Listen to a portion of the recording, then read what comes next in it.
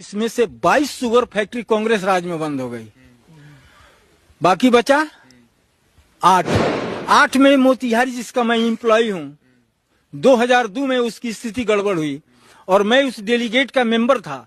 जब लालू जी के आवास पर गया डेलीगेट किसानों के साथ, मैं मजदूर फील्ड में काम कर रहा था उस समय, तो बोलते हैं कि कहां से आया सब, तो मोतिहारी चीनी मिल का एम्प्लॉय था। भगाओ, चीनी बड़का बुड़का लोगों का चीज है, गरीब गुरबा तो मीठा खाता है। यह आदमी की जो मेंटेलिटी थी उस समय वो आज भी बरकरार है।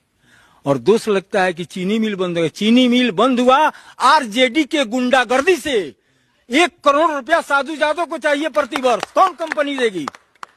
विजय माल्या के बेग पाई पर डिस्टिलरी बंद हो गया उसी मीरगंज में, सीवान में। एक गलती की वजह से आप उनको इग्नोर कीजिएगा। हाँ, ये गलती थोड़ा हुआ, ये को गलती हो तब न, कहां तक नाम गिनवाए, हमेशा उसी ने लूटा है।